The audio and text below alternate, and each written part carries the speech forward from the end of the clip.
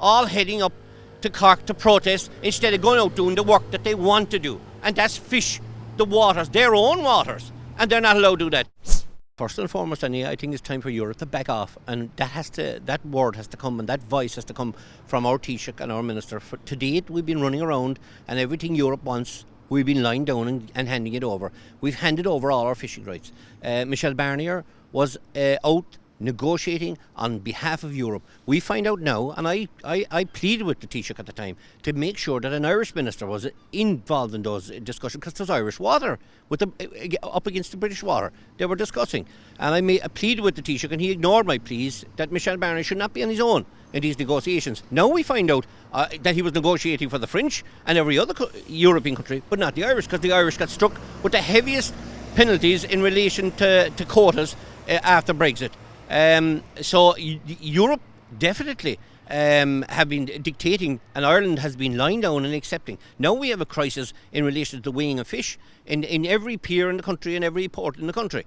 It's a crisis that the European Union have thrown on us and made us all look like as if we're some sort of thieves, Irish fishermen. There's only been one infringement, and the Irish government have laid down again and said how far, how much more rolling do we have to do on the ground?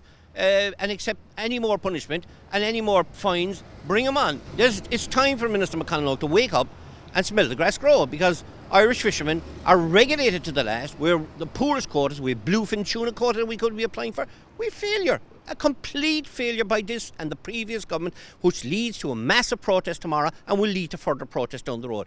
Fishing is the one thing they can throw, one of our richest resources, and they can throw it away, and they've thrown it away. And tomorrow's protest is the start of many, because the fishermen are absolutely and utterly betrayed by the Irish government, betrayed to the highest bidder, and that's the Spanish and that's the French. And well done to the Spanish and the French that they can negotiate, but our minister's asleep at the wheel. We've proven that inside Nadal. I think in 8 discussions out there was 6 of them where Brexit and quotas for Ireland was never even discussed, and our minister there says something wrong somewhere, and our Taoiseach, the buck lies with him. He's angry with me when I bring up the issue on the Dáil, but I certainly am angered, because these are my constituents. I'm not a fisherman, but they're my constituents. I'm on the coastline, and I see the people of Castletownbere getting up tomorrow morning, and the people of Scull and Union Hall and Glendore all heading up to Cork to protest instead of going out doing the work that they want to do, and that's fish the waters, their own waters. And they're not allowed to do that. You look any day of the week and you'll see every foreign trawler inside in Irish waters, crawling our waters. And we're regulated and we're watched. And one time we broke a rule somewhere